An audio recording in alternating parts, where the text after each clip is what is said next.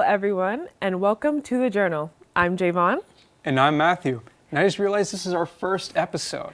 We have a great lineup of documentaries and live performances, Covering everything from theater, dance, art, baking, and even origami. and with that, enjoy the show. And we'll be throwing in some of our funny banter and signature comebacks. Wait, Matthew, I didn't sign up for that. Don't worry, we'll be fine. And with that, enjoy the show.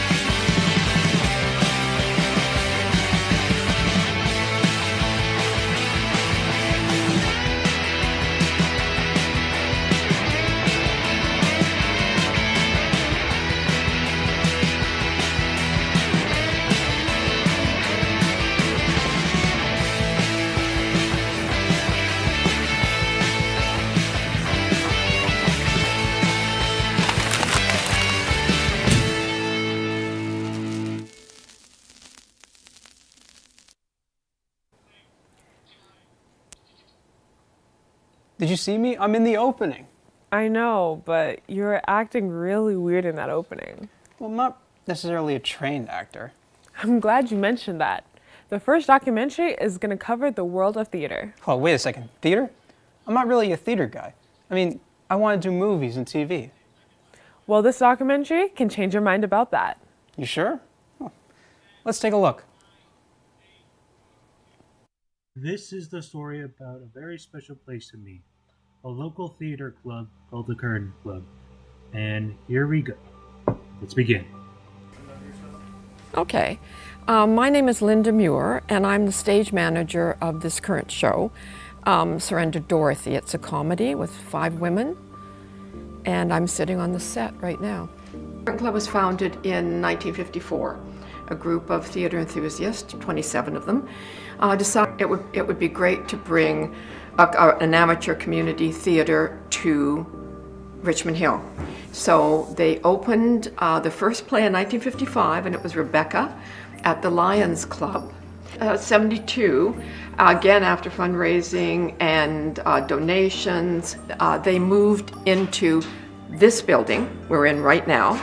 And the volunteers built it, originally 146 seats. Then in 1982, they did a renovation and they expanded the lobby, which is here. They then expanded the seats from 146 to 150. And this is a bit of a fun fact, which young people won't know about, but in the early 70s, the Royal Canadian Air Force broadcast their programs from here. And so they were part of it, and they would end with the Curtain Club in Richmond Hill. So first came to the Curtain Club in 1998 to see a show, and then again in 1999. We were very impressed with the performances. And then in 2000, I decided to audition for the last show of the season, which was The Curious Savage. And I got the part, and I became a member. And then the following year, my husband and I both took out memberships, and from then on we've been members. So I have performed in 11 productions over that time, and I've stage managed 9, and altogether I've stage managed and assistant stage managed 23 productions. But, well, it is true, Andrew. It's it's stressful putting on a show, all the things that can go wrong that you have to be able to handle and take care of. But I love the collegiality of the theater. The people that are here, the team that you coordinate to put on a show, everybody working together. It's quite exciting, and there's nothing like the excitement of the opening night of a show when everybody is involved and everybody has done a lot of work to get here. I consider the Curtain Club like a family, and it's great to be part of it. Do you want to try theater now? That doc was really compelling. Even I want to try. Well, I guess. I mean, honestly, I'm more comfortable doing dancing to like a live audience than acting. I mean, you want to see some of my good moves? No. But our next doc and our first live performer will show us the world of dance. Are you sure this dancer can really even dance? You bet she can. In fact, you might even learn something from it. Let's take a look.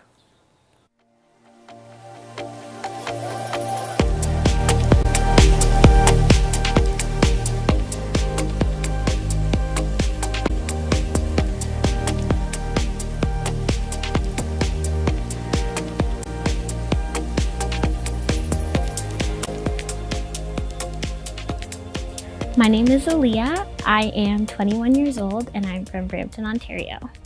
I got into dance pretty late, but I really loved it. And then I decided at like mid-high school journey that I wanted to make it a career. And I was like, if this is possible, then why not? Why not do something that makes me happy, you know? A lot of the skills that I learned from gymnastics, I took with me to dance. So like a lot of the conditioning that my coach would do and like exercises, workouts, all benefited me in dance. Choreography is pretty intimidating sometimes. Like it feels good to me, yes, but then sometimes you get caught up in like, well, what if the audience doesn't like it? Or what if I look silly on stage? But it's something that I feel like I worked really hard on. I performed it to the best that I could. I felt good doing it. And then on top of that, as a plus, like I got a lot of really good comments about it. So yeah, I think that is something that I'm really proud of. My mom definitely had a huge impact on me coming to this program. At first, I went to a completely different school for a completely different program. Nothing arts related at all. And it wasn't, it was just a lot on me for academics. I did well in the program, but it wasn't for me. So my mom came to me during that time and she told me, she's like, you should have stuck with dance because that's something that you were your happiest at, you love doing it, and it's something you're passionate about, so why not go to school for it? And then I already knew about this program because I have a best friend who was also a dancer who also inspires me to do dance, because the whole reason I started was because I went to her dance recital and I was like, I want to do that. So then I started. I didn't think that I would love choreographing as much as I do. So that's definitely a possibility for me as well. So, and that's like a new found love for choreography. So I would teach if I can, but mainly performing is one thing that I want to do for sure. Performing even at like award shows or like things like that. Big things. I want to do lots of big things for sure. I believe that dance is so essential because not only like dance just brings people together and it makes everybody happy, and it's not like you have to be a technical dancer to dance. A song plays, your favorite song plays, you're immediately tapping your foot, you're snapping your fingers, you're dancing. It's just like something that brings people together and it keeps people happy. And me, I am a firm believer in whatever my career is, it has to be something that I enjoy doing because I'm going to be doing it for the rest of my life. So if I'm not happy, then what's the point? Or if it's paying well, but I'm not happy, then what's the point? Like I want to do something that is gonna consistently keep me happy. And as well as dance is keeping me healthy, and if it's making money, it's making money. And then on top of that, like that's just the perfect goal for me, the perfect path for me, for sure. I'm here with one of our live performers today, Nandika Rai. Now, Nandika, what are you going to be performing for us today? Hi, today I'm going to perform Kathak dance. That's our Indian traditional dance, our classical dance, one of the most famous in North India. So that's what I'm going to perform today. Oh, I'm very excited to see it. Good luck. Break a leg. Not literally. Have fun.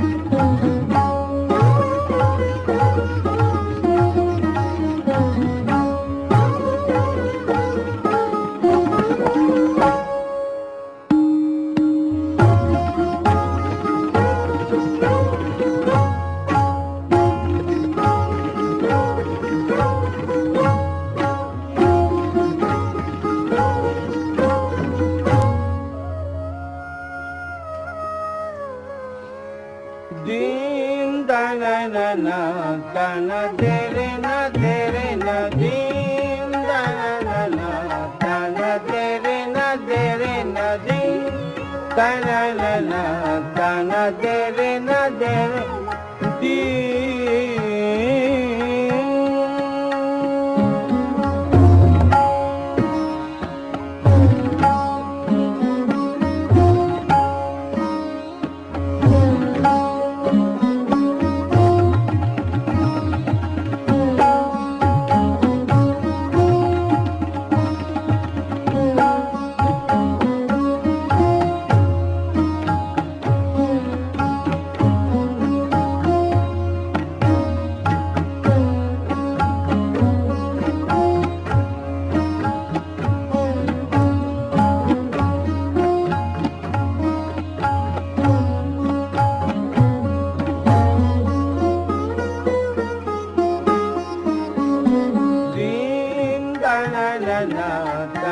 De re da da re da ni dim ta na de re da da re da ni dim ta na de re na da da re da ni da na de re na da da re da ni da na de re na da da re da ni da na de re na dim da na da na de re na dim da na da na de re na dim.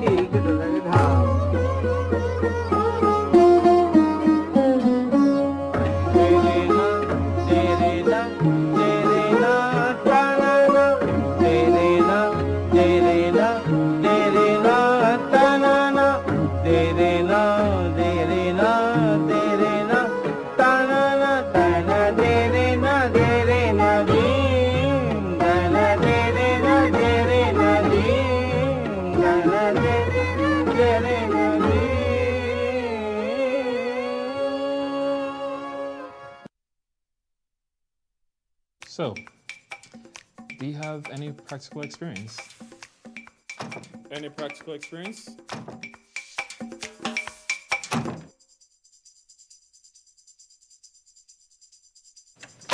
Any practical experience? Yeah, I went to Centennial. 5, 4, 3, 2. Doesn't everybody?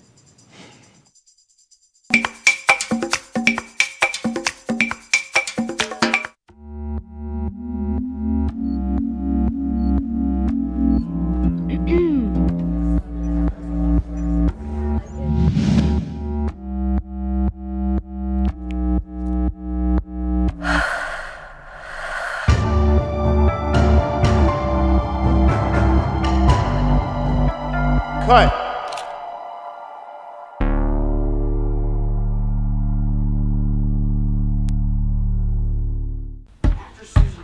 As a kid, this beat was always stuck in my head. I would practice it anywhere I could, whenever I could. I was able to bring the beat to life.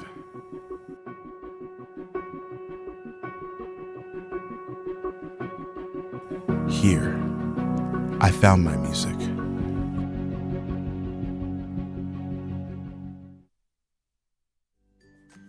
It's my first day of class and I don't know what to expect. But I know with every step that I take, it will lead me to something bigger. And more exciting than what I first expected. Somewhere where I can apply my creative vision and passion. To a career that's for me. Now that's the path I've chosen. What's yours?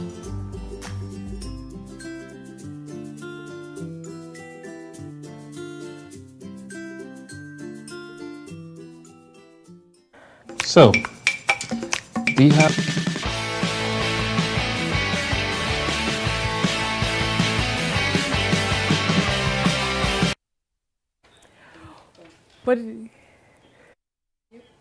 What do you think, Matthew? Well, I have to admit, she was pretty good. You see, you can accomplish anything if you put effort into it. Stop right there. See, I know you're going to introduce another doc, but you always do this like awkward segue. Why don't you let me try one? Okay, fine. All right. For this next doc, we explore the wonders of origami. You'll see brilliant artistry in display. So let's take a look. Origami has existed for 1,000 years and has been one of the most unique art forms of our time. The goal of this art form is to transform a piece of paper into works of art by using different folding and sculpting techniques. You can make different types of origami. You can make a rose, a frog, or a fox. At times, this art form can be very difficult, maybe even frustrating. But it's worth your time, effort, and hard work.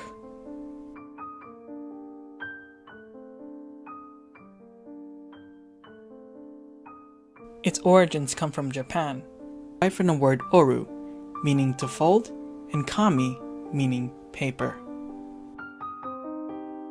Although origami was created in Japan, its history began in China, specifically 105 CE. It was also where paper was invented, so naturally, origami followed suit. In the following centuries, the art form would be imported from China to Korea to Japan. Paper at the time was really expensive. It was only reserved to rich families. As paper began to become more affordable, it became very popular in the 1700s. In the 19th century, origami became more popular as a recreational activity.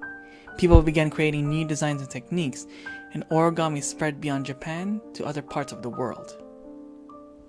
In the 20th century, origami gained wider recognition as an art form. Today, there are more different styles of origami, ranging from simple designs to more complex models. It's an art form that has been lost in our modern society. It's not popular anymore. I hope it doesn't phase out. I know that origami can last for another 1,000 years.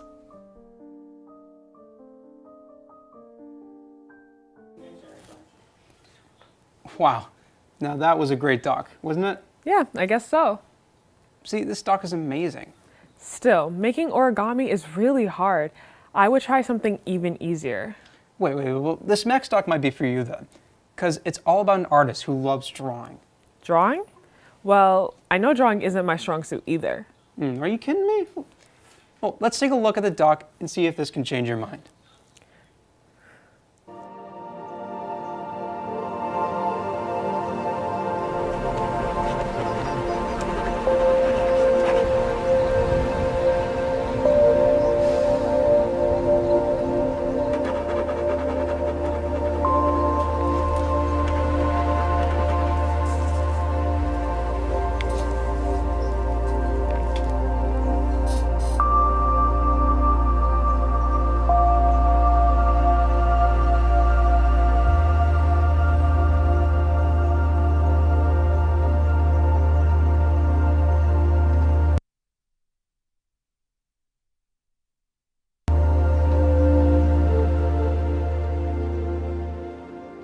Sa pagdrawing, hindi ako yung unang nakarealize na mahilig ako ng art-related. Na-realize yun ng family ko.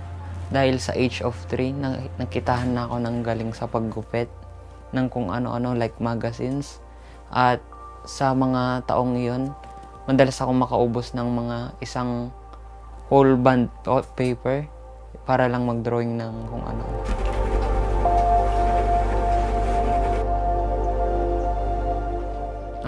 Kung para sa akin, na-realize ko noon na since mahilig ako mag-drawing, parang pagde-design na rin yun. And then, baka pwedeng mag-work sa akin ang architecture. So, naisipan ko, bakit hindi ko i-take ang architecture since nagdraw naman ako, nagde-design naman ako. So, kumusta naman yung pagiging architecture? So, nagsisi ako. Kasi akala ko noon, masaya. Akala ko pag-drawing, pagde-design lang pala. Pero sa architecture, hindi lang design. Maraming solving, maraming calculations, maraming bagay na dapat i-consider. Tapos na-realize ko rin ngayon na hindi talaga nag-work sa akin ang pag-drawing ng bahay. Kasi mas interesado ako sa pag-drawing ng tao, ng anything animated, tapos landscape. Ano magiging plano mo sa pagdating ng panahon? So, sa pagdating ng panahon ay plano ko munang tapusin ang 2 years ko as an architect and then maybe upgrade siya into something like animations or pangarap ko rin maging art teacher kasi gusto kong makapagturo ng mga estudyante dyan na may interest sa arts at gustong matuto ng mga natutunan ko. Gusto ko rin mag-open ng sarili kong gallery kasi proud ako sa mga gawa.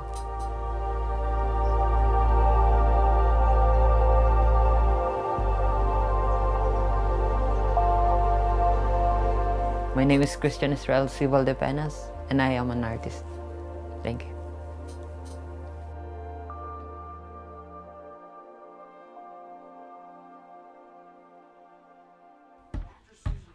As a kid, this beat was always stuck in my head. I would practice it anywhere I could, whenever I could. I was able to bring the beat to life.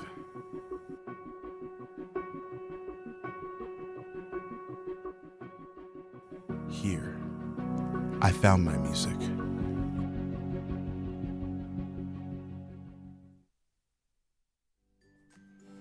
First day of class and I don't know what to expect. But I know with every step that I take, it will lead me to something bigger. And more exciting than what I first expected. Somewhere where I can apply my creative vision and passion. To a career that's for me. Now that's the path I've chosen. What's yours?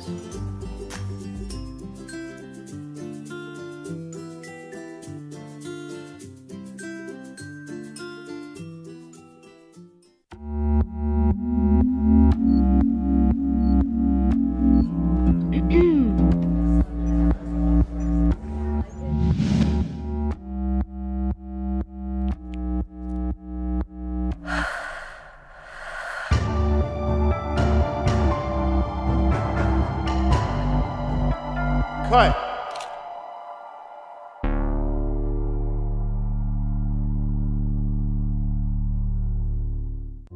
It's my first day of class.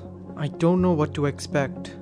But I know with every step that I take, it will lead me to something bigger than what I first expected. A place where I can apply my creative vision and passion to a career that's right for me. This is the path I've chosen. What's yours? Nice. Good job. Good job, Peach. Nice.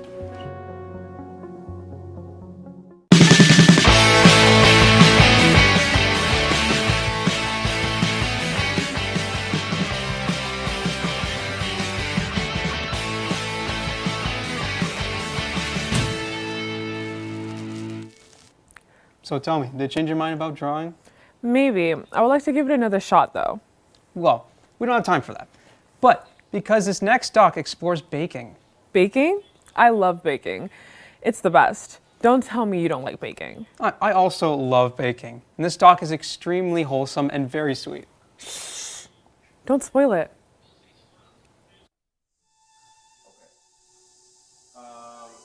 Who are you and what's your name title?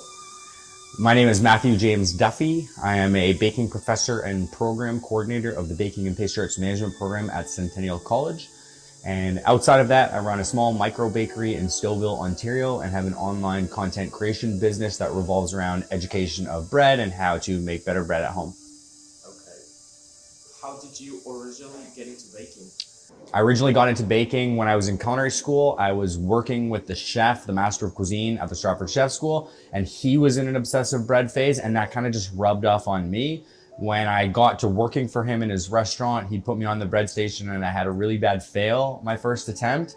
And he got really upset and threw the bread in the garbage and kind of yelled at me, but it actually fueled me to go back and learn more. And it started off as just something I was doing in school, and then that progressed into a hobby, a passion, a career, and I would go as far as to say an obsession. Where did you study culinary education? My educational background is starting in university at the University of Guelph. I studied hotel and food administration, and from there I ended up going to take a culinary diploma at the Stratford Chef School in Stratford, Ontario. What about this job makes you passionate? There's a lot of things that make me passionate about this job. Working with students, first of all, is really amazing. Sometimes you get a teaching blind spot where you may overlook a small detail because you've done it so many times and you forget that other people are just starting out on their baking or culinary journey.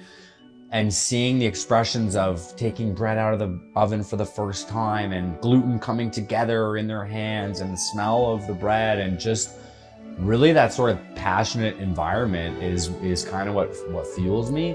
It allows me a chance to develop my skills, but at the same time go through that journey with our students where we all are developing and progressing and becoming better bakers. What are the biggest takeaway that you want your students to take from your class? The biggest takeaway that I'd like students to take from my class is really related to, I think, the discipline and the work ethic in the industry.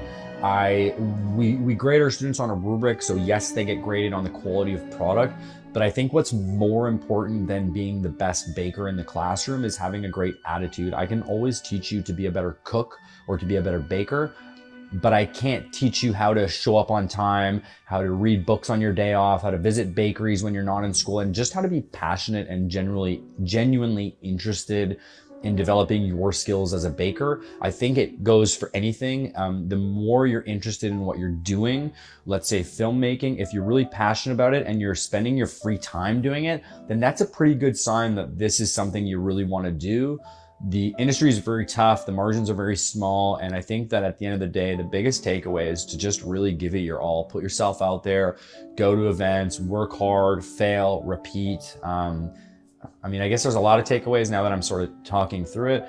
The students are often afraid to fail. That's another takeaway. If you're gonna fail anywhere, it's better to make a mistake in the classroom than when you have an overhead of a restaurant or a bakery.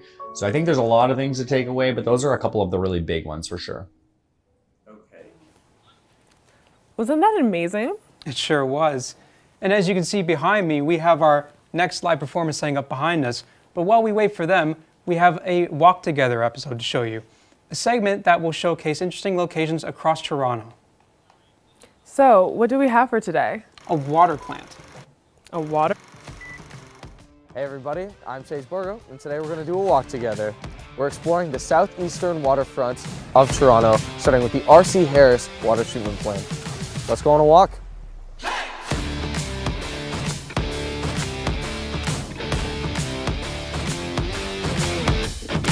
The R.C. Harris Water Treatment Facility opened doors November 1941. It is located east of Woodbine Beach, and it is Toronto's largest capacity water treatment facility.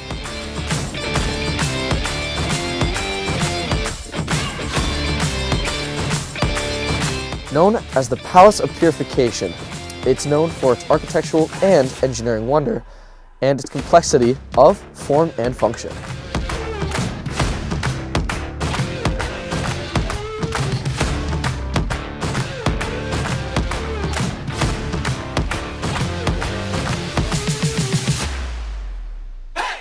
The building itself was named after longtime Commissioner of Public Work Roland Caldwell Harris. And this building actually supplies Toronto with 30% of its freshwater supply.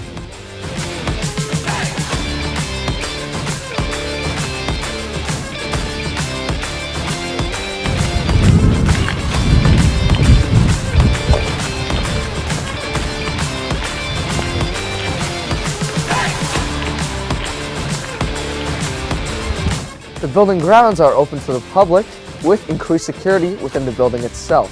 This building is also home to many productions, with its most recent being Guillermo del Toro's Nightmare Alley.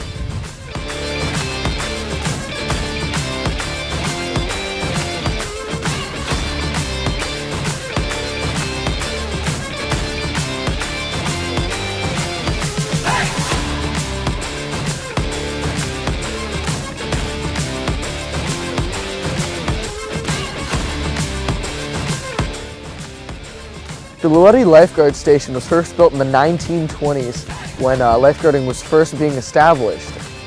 It was originally called the Scarborough Beach Station, built one of 3 by the Toronto Harbour Commission.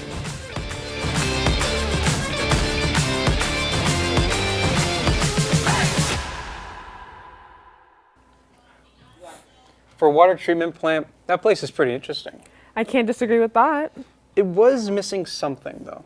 Like what? Oh, I remember. Live music. We do have a live performance from the music program. Give it up for the Chimps with a Z.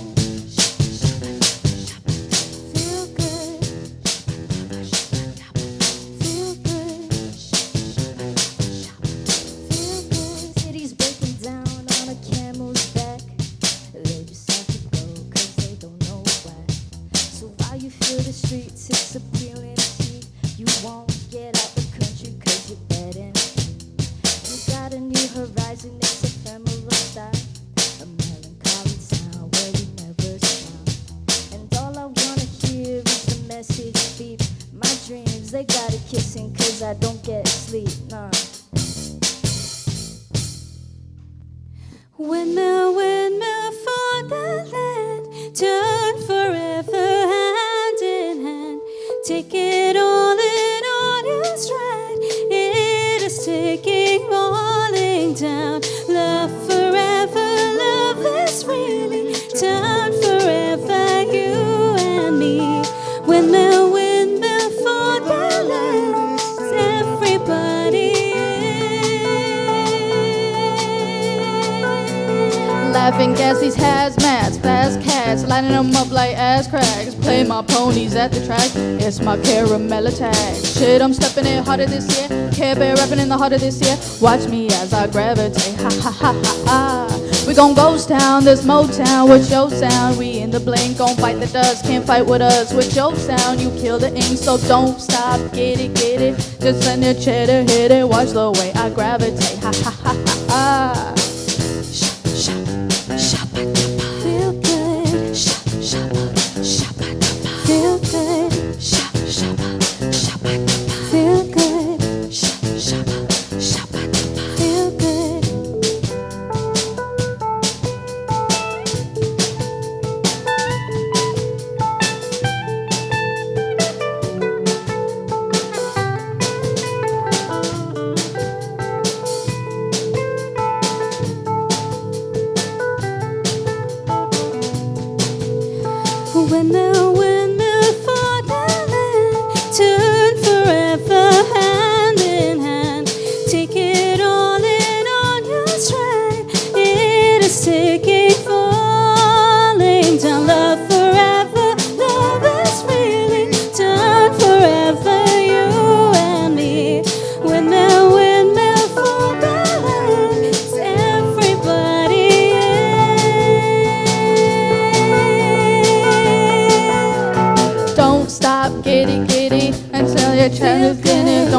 stop, get it, ha ha ha. Don't stop, get it. Peep higher captains and it's steady. Watch me navigate, ha ha ha ha ha.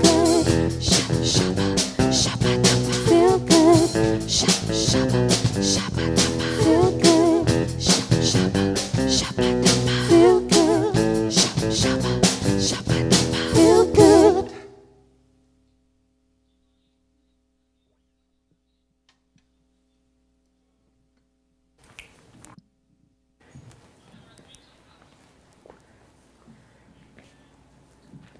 Now, thanks to our performers for that wonderful show. And thank you for watching. Well, this show wouldn't have been possible without our incredible crew. And stay tuned for more episodes. Thank you for watching The Journal. See you next time.